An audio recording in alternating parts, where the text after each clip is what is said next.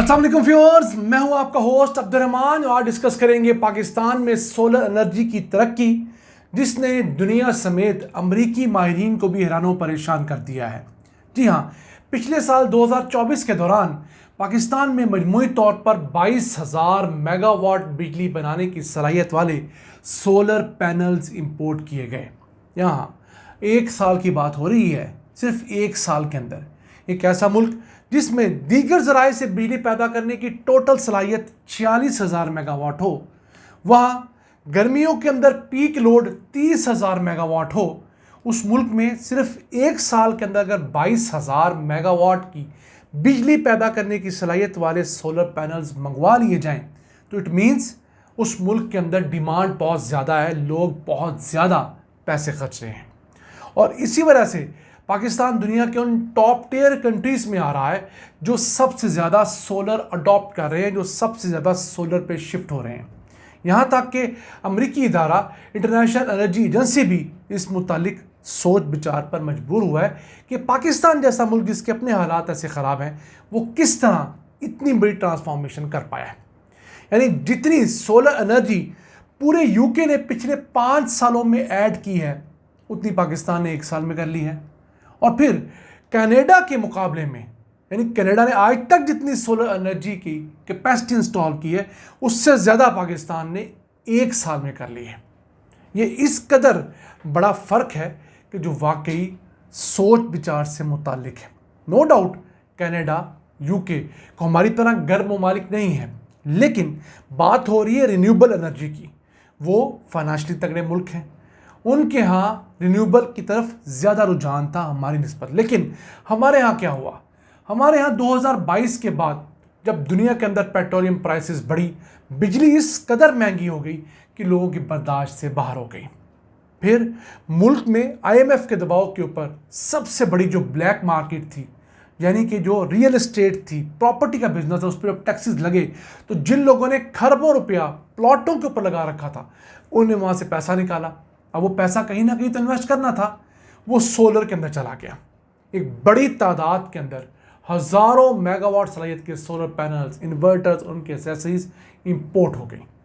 इसी दौरान चाइना समेत दुनिया भर के अंदर सोलर की प्राइसेस क्रैश कर गई। तो वो जो प्राइसेस एक वक्त में पाकिस्तान के अंदर 130-135 रुपये पर वॉट तक चली गई थी, वो वापस गिरते गिरते गिरते सिर्फ 28-30 रुपये वॉट तक आ गई। उससे इस मुल्क का दरमियाने दर्जे का जो शहरी है, उसने अपने आप को सिर्फ एक चीज़ में कामयाब पाया कि किसी तरह खा को चीज़ बेचकर वो अपने घर में सोलर पैनल लगा ले, अपने दफ्तर में, अपनी फैक्ट्री में, कहीं ना कहीं वो सोलर पैनल लगाकर और इस 56, 60, 70, 80 रुपये वाली महंगी बिजली से बच जाए। उस वजह से लोग बड़ी तादाद में यहाँ ट्रांसफॉर्म हुए। हुकूमत ने सिर्फ 2 काम किए। पहला, हुकूमत ने सोलर पैनल्स की इंपोर्ट के ऊपर जो टैरिफ्स थे, ड्यूटीज़ थी, उनको तकरीबन ना होने के बराबर कर दिया। इस वजह से बेदरेग सोलर पैनल इंपोर्ट हुए। अब ये भी नहीं पता कि किस क्वालिटी के आए हैं, यानी अच्छी क्वालिटी के भी आए हैं और B ग्रेड भी आए हैं। उसके बाद हुकूमत ने एक नेट मीटरिंग की पॉलिसी दे दी। ये तो वैसे 2015-16 की दी हुई पॉलिसी है, उसके ऊपर इम्प्लीमेंट अब जाके हुआ। यानी कि वो लोग जो अपने घरों दफातर के ऊपर सोलर पैनल लगाकर उससे जो जायद बिजली पैदा कर रहे हैं वो हुकूमत को बेच सकते हैं। उसका क्या हुआ?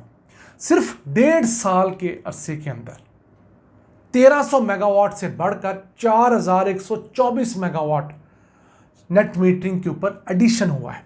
यानी जून 2023 तक पूरे पाकिस्तान में जो बिजली घरों के ऊपर सोलर पैनल लगाने से हुकूमत को मिल रही थी वो 1300 मेगावाट थी।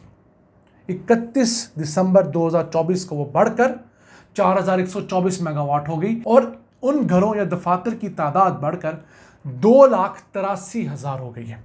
अभी ये बहुत थोड़ी है, लेकिन हुकूमत के लिए दर्द सर बन गई, क्योंकि उनके जो पावर प्लांट थे उनसे महंगी बिजली बन रही थी, इनसे 21 रुपये यूनिट वाली बिजली बन रही थी।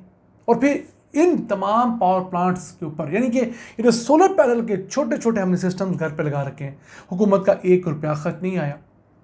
हुकूमती सतह पर पाकिस्तान में जो सोलर पैनल नस्ब है वो सिर्फ 530 मेगावाट के हैं। 400 मेगावाट का जो सोलर पार्क लगा हुआ है, कायद-ए-आज़म सोलर पार्क, पाकिस्तान का पहला सोलर पार्क। उसके बाद कोई 130 या बड़ी हद 200 मेगावाट की दीगर जगह पे लगे हुए सोलर पार्क्स हैं जो नेशनल ग्रिड को बिजली देते हैं। बाकी तो ये लोगों की तरफ से कंट्रीब्यूशन है। और वैसे भी अल्लाह ताला ने हमारे इस मुल्क को 30 लाख मेगावाट सिर्फ सोलर से पैदा करने की सलाहियत दी है।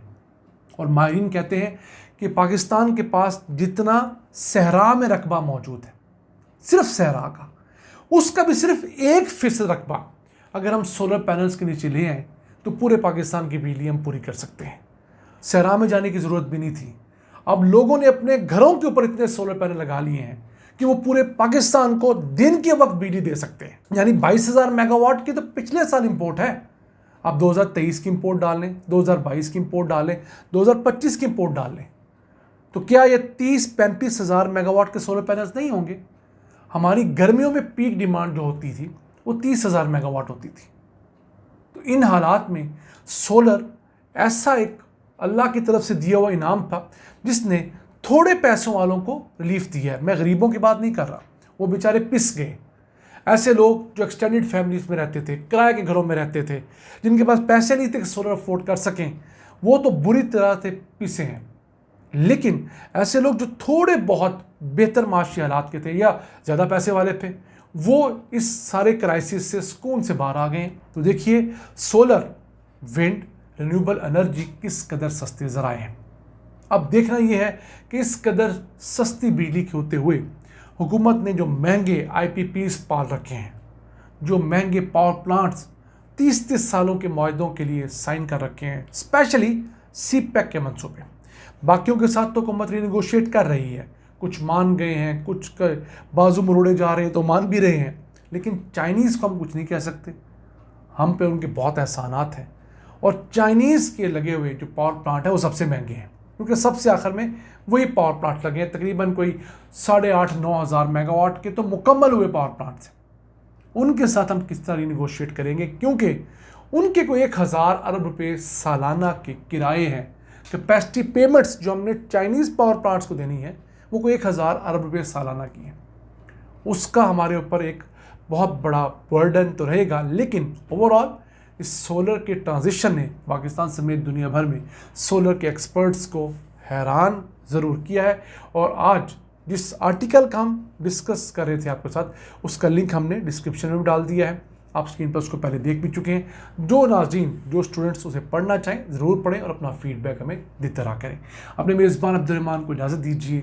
अल्लाह ने के बाद।